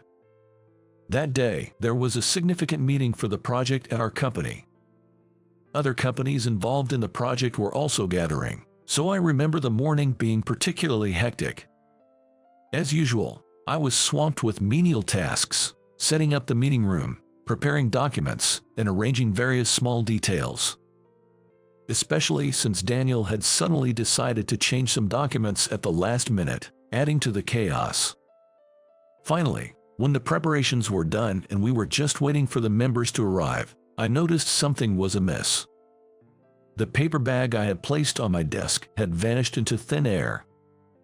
I was sure I had brought it and remembered placing it on my desk that morning. I searched around my desk and even on other people's desks, but it was nowhere to be found. After all, the bag contained something important, so I wouldn't have placed it on the floor or anywhere other than my desk. I approached a colleague nearby. "Excuse me, have you seen the paper bag that was on my desk?" "Oh, I think I saw Daniel take it earlier, maybe." "Daniel took it? For what?" "I don't know the details, but I saw him rummaging through the bag and then he just walked away with it." I had a bad feeling about this. Could it be? I hurried to find Daniel and asked about the bag. "Daniel, I have something I'd like to ask you about." Then, he responded with words I could never have anticipated. "Oh, you mean that bag? Since you brought it in clutching it to your chest, I checked inside as your supervisor." As a supervisor, but no supervisor has the right to touch someone else's belongings without permission. And then, I saw something dull-colored, like trash. When I took it out, it turned out to be a hand-knitted sweater. Yes, what I had brought that day was a sweater knitted by my wife, Jessica. But it was so poorly made and tacky that I threw it away, sorry. Hearing that, I was simply dumbstruck. Jessica spent a whole year knitting it. It was a true masterpiece. I found myself muttering, "You're finished." "Huh?" Just then, someone entered the room. "Hey, this paper bag was thrown away outside. What's the deal with this?" Holding the paper bag I had brought in one hand, the person asked with a stern face. "Mr. Thompson?" Yes, it was Mr. Thompson, the president of our company, who had entered. Mr. Thompson continued to ask in a stern tone, "Who threw away this paper bag?" It seemed that Daniel also realized there was some connection between the paper bag and Mr. Thompson. Daniel was momentarily at a loss for words. But since everyone in the room had witnessed Daniel's and my exchange, he couldn't deny his involvement. With a forced smile, he said, "Well, This paper bag brought by Michael here contained something like a sweater, but the knitting was all messed up and it looked tacky, so I took it upon myself to throw it away. Watching Daniel explain with a smug smile, Mr. Thompson's expression grew even more severe. So, you're saying you threw away someone's belongings without saying a word to Michael? Well, that's yes, but it was all for the company. For the company. Yes, if someone wore such a tacky and tasteless sweater at the company, it would affect our company's dignity. Then Mr. Thompson said sharply, "Sorry for the lack of taste." Daniel looked up at Mr. Thompson with a confused expression, and Mr. Thompson glared at him fiercely. "This sweater was knitted by my niece for me. I don't think it's your place to criticize it." Niece? But why would Michael have it? I looked straight at Daniel and said, "Because she's my wife." What? Jess, in fact, Jessica is Mr. Thompson's brother's daughter. Jessica's biological parents had died in an accident when she was very young. Since then, Mr. Thompson had almost taken on the role of a parent, raising Jessica. However, Mr. Thompson had 3 children of his own, so life wasn't always easy for Jessica. Although they were wealthy, it seems she lived feeling out of place and constantly holding back. Having lost her parents at a young age and grown up without knowing what a family was, Jessica said she felt truly happy when she met our family. Becoming a part of our family, she began to feel gratitude towards Mr. Thompson, who had raised her. As a token of gratitude, Jessica knitted the sweater, despite not being used to it, with all her might. Yesterday, Jessica had called Mr. Thompson to express her gratitude directly. "It's really poorly made, but I knitted a sweater for you, Uncle. I know you're sensitive to the cold, so I hoped it might keep you a bit warmer." I could hear Mr. Thompson's voice, choked with tears, thanking her repeatedly over the phone. Hearing Mr. Thompson's words, both Jessica and I were moved to tears. But now, that very sweater had been thrown away by Daniel. Mr. Thompson said, with as much anger in his voice as possible, "I'm not angry because it was a gift from my niece. I'm angry that someone in this company would stoop so low as to throw away someone else's belongings. You understand what this means, right?" And that would be. Mr. Thompson didn't say anything else but turned away from Daniel and faced me again. "I had intended to look out for you, but I didn't realize you were being treated so poorly. I'm sorry I didn't notice sooner." I stopped Mr. Thompson, who seemed about to apologize. "Please don't apologize, Mr. Thompson. I plan to prove Daniel wrong in my own way." Mr. Thompson looked surprised for a moment, probably having heard from Jessica that I was aiming to get an architect license. Then he smiled. "Right. I've often heard about you within the company. The site supervisors have praised you as well, and I'm confident you'll do just fine." Mr. Thompson placed his hand on my shoulder, squeezing it reassuringly as he spoke. Then, turning back to Daniel with a stern expression, he declared, "I'm disappointed at you. I'll give you my decision on this matter within a few days." Daniel was still in a daze. Yes. Throughout the project meeting that day, Daniel seemed utterly dispirited. Whenever he was asked a question, he would stutter, "Oh yes, well," causing nothing but frustration for the others. Meanwhile, I was able to provide clear answers to all questions posed. Even though I had only been assigned menial tasks for the project, I had secretly read through all the documents and researched any information I thought necessary. I knew the content better than anyone else. It seemed Mr. Thompson had been observing me from behind. At the end of the day's meeting, Mr. Thompson called me aside and unexpectedly praised me. "You have potential. You should be more involved in this project. Starting tomorrow, you'll replace Daniel as the leader." Mr. Thompson added, "Please tell Jessica thank you for the sweater, and tell her she's found a good husband." From the next day, I was involved in the project as the leader, and somehow we managed to complete the building over the course of a year. I was worried whether the team would follow my sudden leadership, but it seemed everyone had seen my efforts all along. "Michael, you can do it. We've got your back, so keep it up." Work became busier, but thanks to continuing my studies at night, I successfully passed the architect exam. At that moment, Jessica smiled and shared with me. It turned out just like the letter said. I was the one who sent it. Daniel was transferred to the field shortly thereafter. But having never worked outside of an office before, it seems he couldn't cope. He resigned soon after, and nobody knows what became of him. Now that I've found a bit of free time, I'm working towards realizing my dream: a home for my family. When the house is completed, we'll be able to start a new life in a new place. I'm excited about creating a new space where my family's happiness can flourish. "Hey old man, go do the rounds of greetings at our clients for me." The commanding tone of Jackson as he orders me around. Maybe it's about time to reveal the truth. Jess, understood.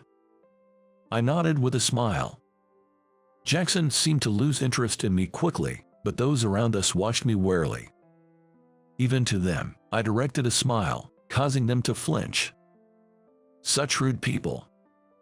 Well then, I'll be off. With that thought, I headed to the client's place, still smiling. "Oh, isn't this Thomas? We were informed that someone from the headquarters would come to greet us, but I never expected it to be you. When did you return?" I apologize for the delayed greetings. It's been a while. Upon my arrival, the client seemed quite surprised but welcomed me with a smile. "It's a pleasure to work with you again." Such kind words. I'm flattered that you would say that even to someone as inexperienced as myself. Don't be modest. Your company has grown to this extent thanks to you, Thomas. At the client's words, I smiled. I am Thomas, an old man working in the countryside with my beloved wife. I was born into a so-called poor family. Our family had been running a factory for generations and earned a decent living, but that only lasted until my grandfather's time. During my father's time, we were hit by a recession and ended up going bankrupt. I'm sorry, Thomas. It's not your fault, Dad. I'll work hard too. At that time, I was a high school student. From then on, I juggled school and part-time jobs, actively doing chores at home. Honestly, I had no time to play, couldn't make friends, and even faced bullying at school. Thomas, take this if you like. I made too much. All these sweets. Thank you always, Liz. Liz, who would later become my wife, always looked out for me. She would bring me homemade sweets when I was working for hunger, and defended me when I was falsely accused during a theft incident in the class. I've cherished the kind and strong Liz since then. Being with someone like me will only cause you trouble, Liz. What's that matter? As long as we stay together, we can overcome any hardship. It seemed she felt the same. Though I tried to leave Liz for her, she followed me. Thomas, I love how you always try to move forward, no matter the situation. Thank you, Liz. Will you be with me? Yes, of course. With Liz by my side, I was able to overcome any difficulty. Apart from her, I had another close friend. Thomas, please help me out. Sure, use me as much as you need. Counting on you. We don't have time to stand still. Whenever I felt down, my friend Alex was always there to pull me up. He was born into a wealthy family, the complete opposite of me. We met in middle school. Hey, do you want to hang out together? Really, can I? Of course. Becoming friends with him, who seemed out of place in the classroom, started with me reaching out. He defended me in high school and often encouraged me with "it's going to be okay," making him a friend I'm proud of. By the way, I never hung out with Alex just because he was wealthy. I always wanted to have an equal relationship as friends. That's probably why we're still able to maintain our friendship. And now, I'm working at the company he started. However, due to various circumstances, I'm not at the headquarters but at a branch in the countryside. What a lovely day. Liz, would you like to go for a walk? Oh, that sounds nice. How about we make a picnic and eat outside? I'm looking forward to it. Even so, I live peacefully amidst clean air. I was perfectly happy with my life as it was. Thomas, it's been a while.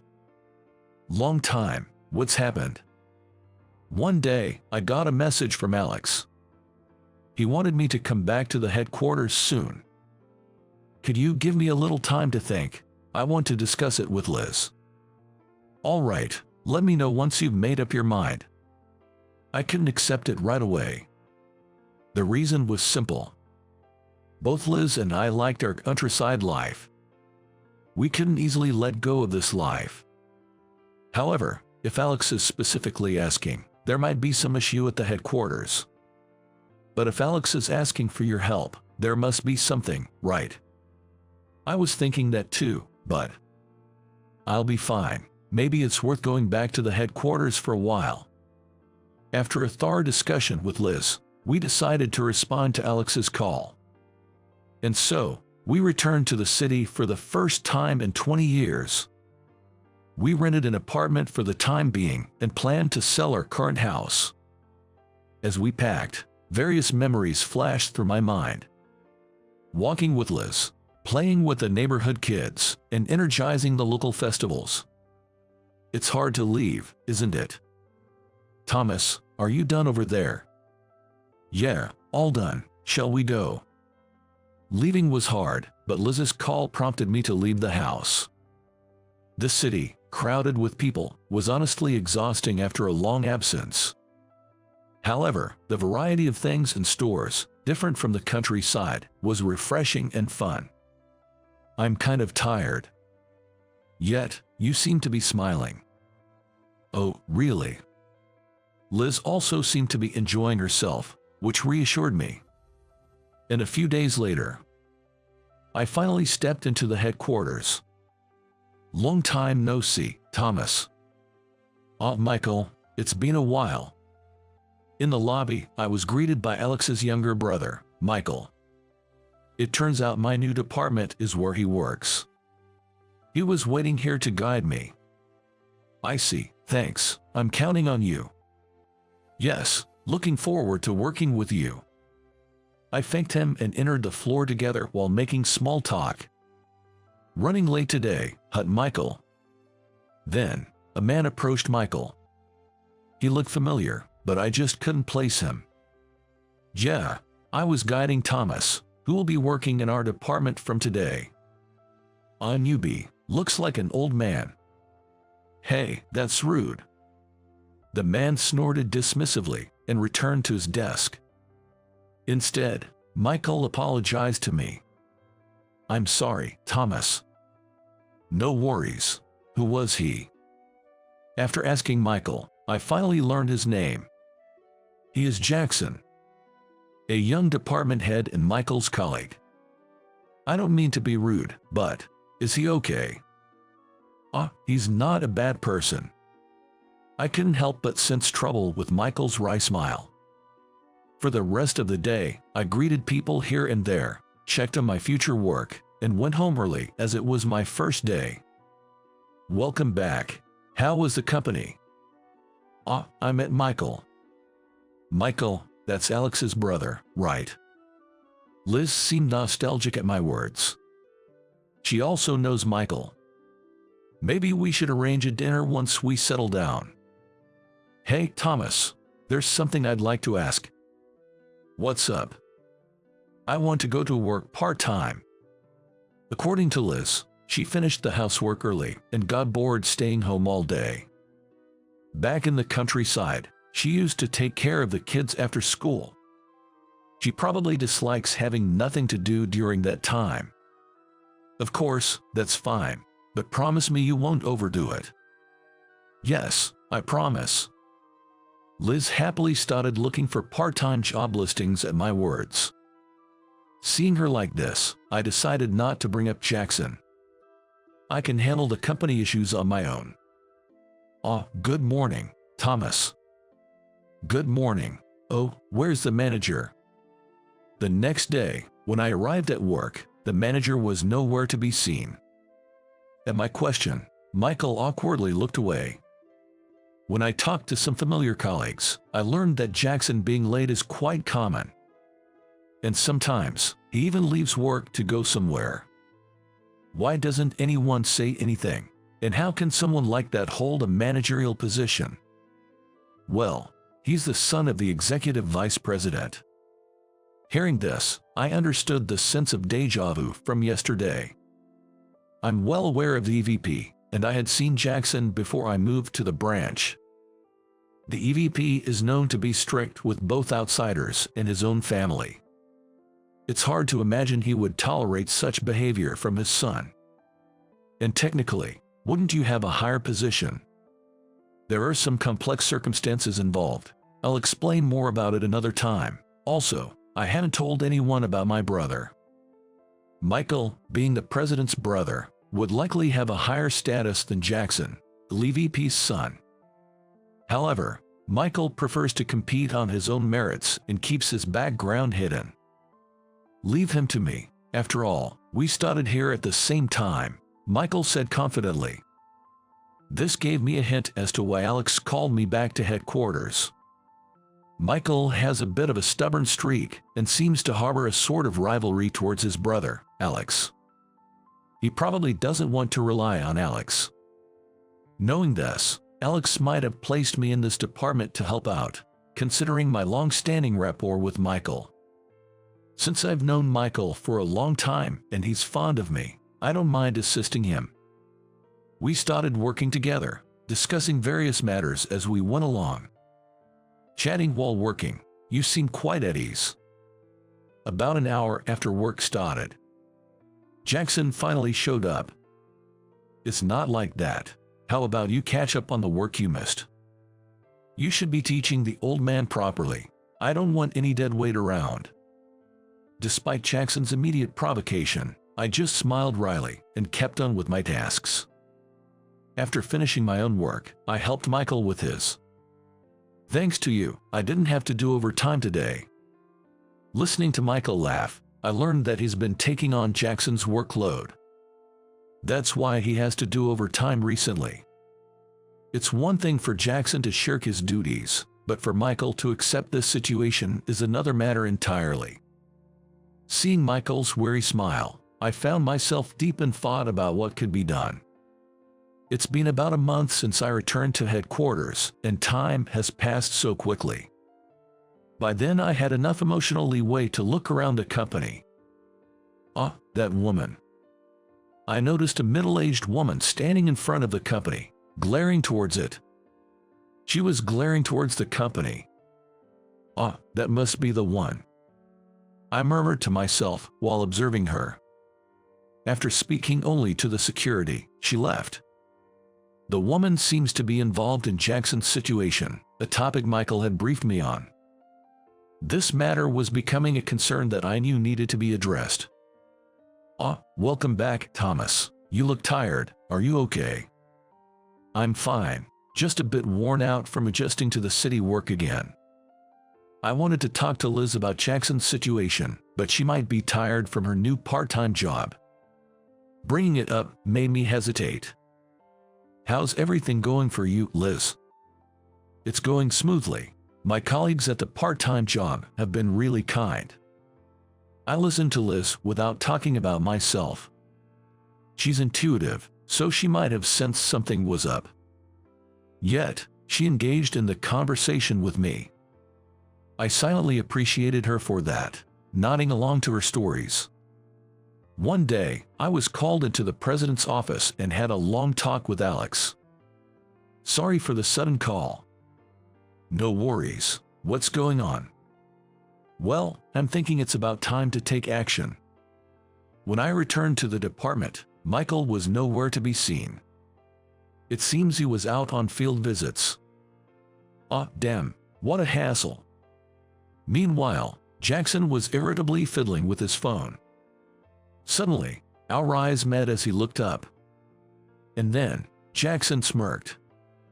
"Thomas, come here." Yes. He knew my name. With that thought, I obediently walked towards Jackson. I was supposed to greet our clients, but something urgent came up, so you'll have to go. Me?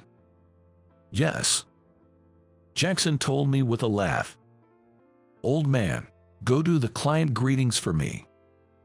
Jackson commanded arrogantly. It might be time to reveal the truth. Yes, understood. I nodded with a smile. Jackson seemed to lose interest quickly, but others around us watched me warily. Smiling back at them, they flinched in surprise. How rude. Well then, I'll be off. Thinking this, I headed to the clients with a smile. Following my declaration, I went on a round of greetings. "Is that you, Thomas? We heard someone from your company would come to greet us, but I never expected it to be you. When did you return?" "Sorry for the delayed greetings, it's been a while." When I visited the client, they were quite surprised but welcomed me with a smile.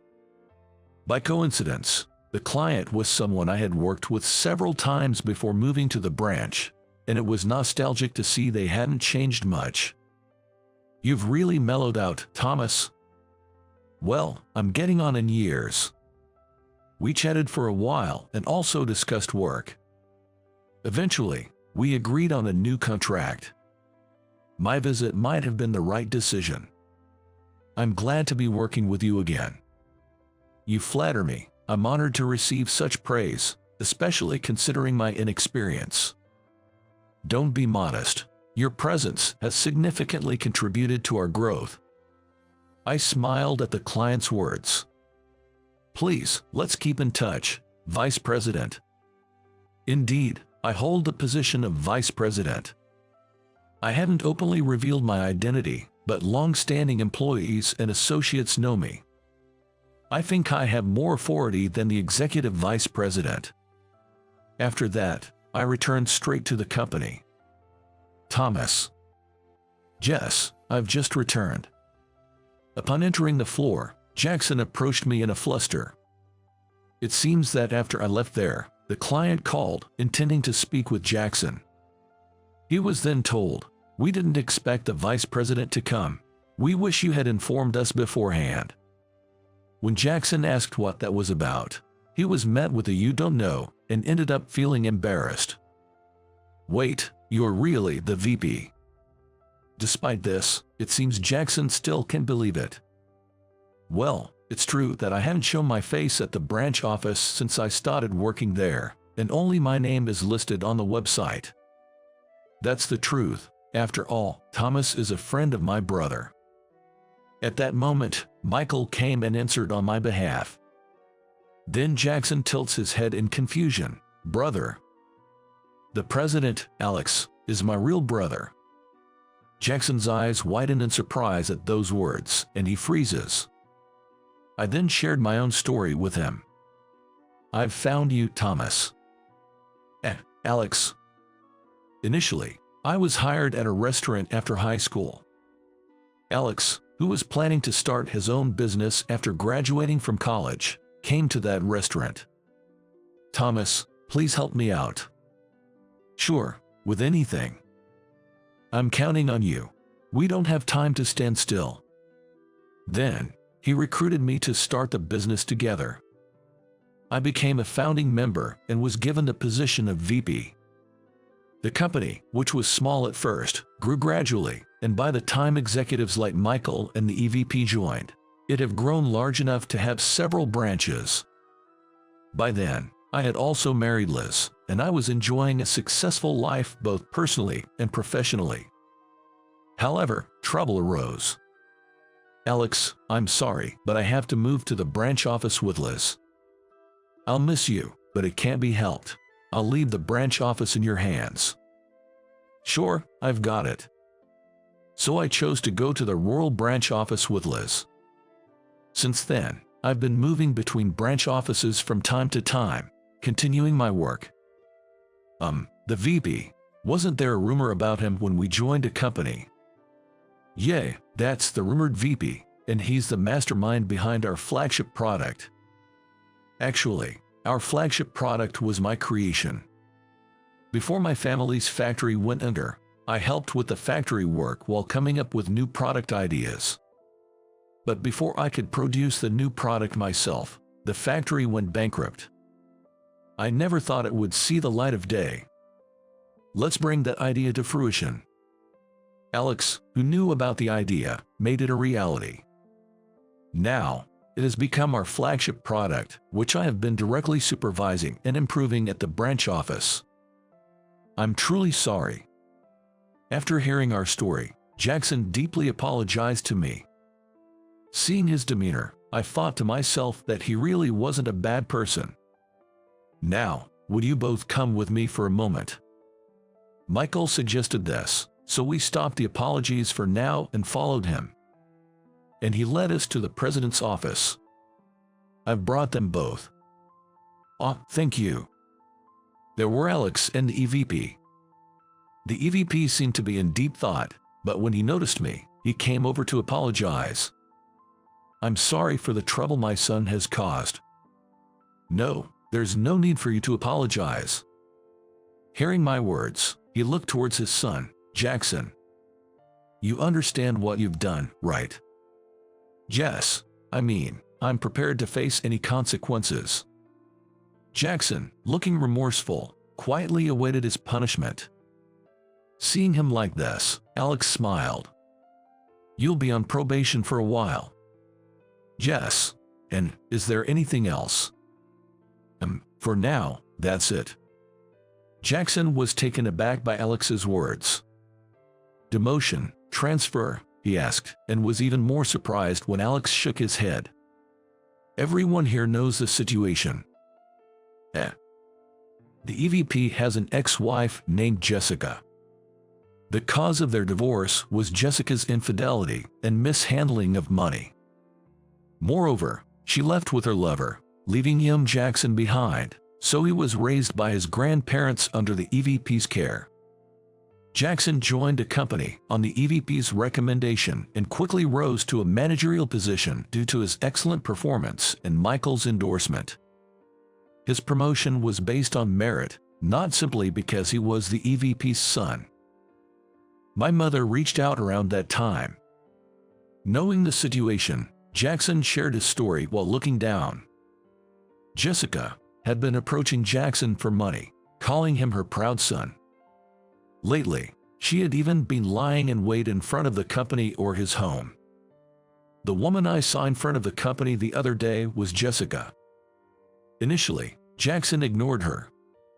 However, she approached Jackson's pregnant wife, almost causing harm. I rushed over and managed to drive her away, so we avoided trouble. Then, to keep my unborn child safe, we decided to send my wife back to her parents' house early to avoid any further issues with my mother. Despite this, he maintained a firm stance and rejected her advances. The EVP was unaware of this until recently. When I decided to get married, my father told me, "You're a husband now. Protect your family with your own hands," so I didn't ask for help easily. I remember, I'm sorry, I should have told you to rely on me anytime. The EVP seemed to regret not offering more support. Jackson's lateness was due to Jessica accosting him during his commute. His absences from his desk or because he was driving her away, who had come to the company. On top of that, my mother would contact me numerous times during the day. I was afraid to block her, worrying she might do something to my wife. That's why I started taking over some of his tasks because it was beginning to affect his work. The reason the colleagues in the same department didn't say anything was because Michael had explained the situation to them. So, it wasn't that Jackson was overlooked just because he was the EVP's son, but rather, everyone sympathized with him and chose to overlook it. Jackson had a complicated expression upon realizing that everyone knew about his situation.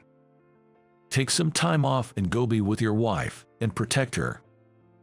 That woman won't come near again on my watch. Thank you so much, Jackson said with tears in his eyes. Then, as if a weight had been lifted off his shoulders, he slumped down right there. Michael chuckled and helped him up. Excuse me. Liz? Liz, who was supposed to be at her part-time job, walked in. This time, I was the one surprised. Sorry, Thomas, I called her here. I wanted to enlist her help, given her background as a counselor. At that, Liz nodded firmly.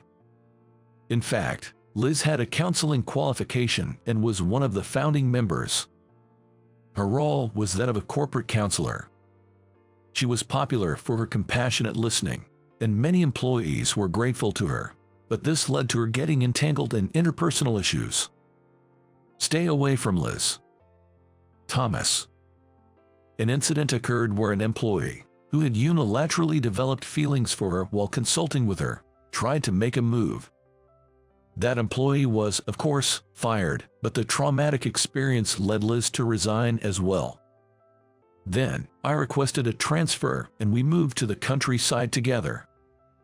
The rural atmosphere suited her, and being amidst nature helped her recover, but she couldn't return to her counseling work. So now, she was working a completely unrelated part-time job. Before you go, would you like to talk with me? At Liz's offer, Jackson nodded. Liz, are you sure? Yes, will you stay with me? She said with a smile, and of course, I nodded. Afterward, by the time Jackson was leaving, he looked much relieved and repeatedly expressed his gratitude to us. You all must be tired too. Go home and rest. So, we all decided to head home together. It had been a while since we walked together like this. Hey, how about we take a detour? Let's do that. We decided to go on a date and enjoyed the bustling city streets. The next day, I went to work as usual. Upon arrival, I noticed a commotion in front of the company. Is that the EVP and Jessica? It seemed like they were having an argument. However, as I listened while the EVP calmly rejected her, she was aggressively demanding, I gave birth to him, so you owe me, he's mine. If you want to cut ties, then pay me, and raising her voice. Seeing her raise her bag to swing it at the EVP, I couldn't hold back and shouted. Enough. You have no right to call yourself a mother.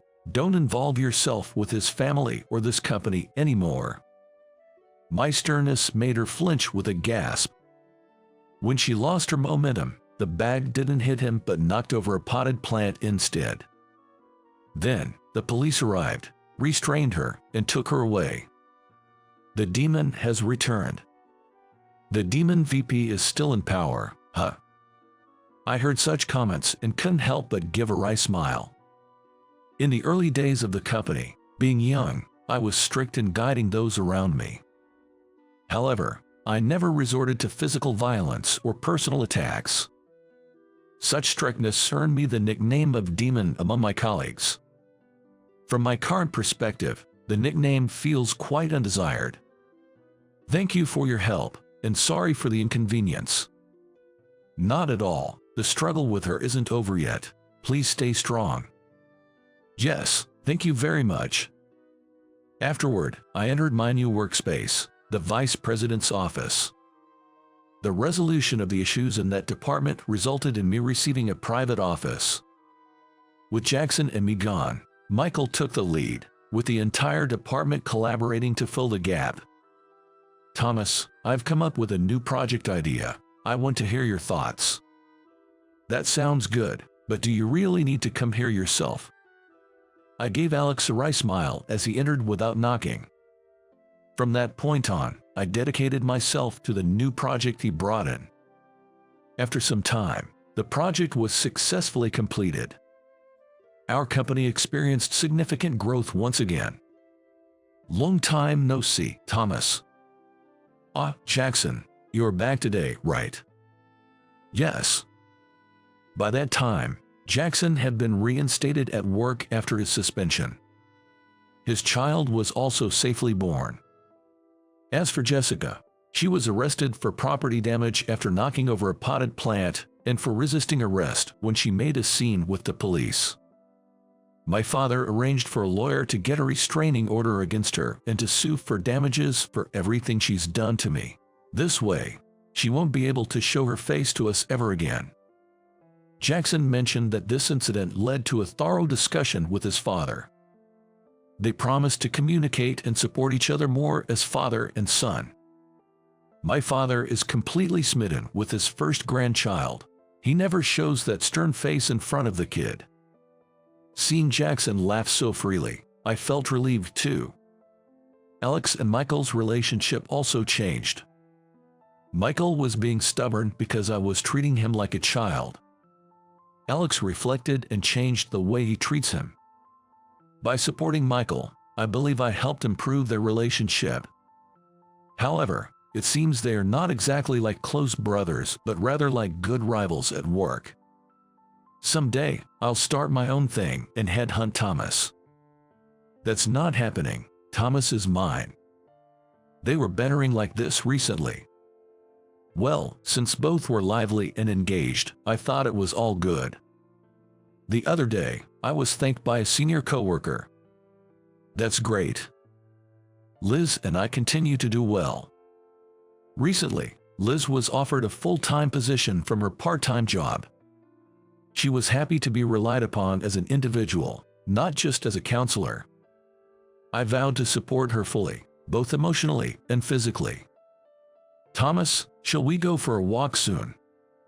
Yes, I'm coming. Life has been going smoothly both personally and professionally. We recently bought a house and got a dog to help with a lack of exercise, enjoying our walks together. Of course, we deeply love our dog as a member of our family. Jackson wants to bring his kid over to our place. Oh, according to Alex, Michael also mentioned he'd like to come. Maybe we should have a home party sometime. With my beloved wife Liz and our cherished dog, I look forward to maintaining a peaceful and happy life. I headed towards my beloved family with a smile.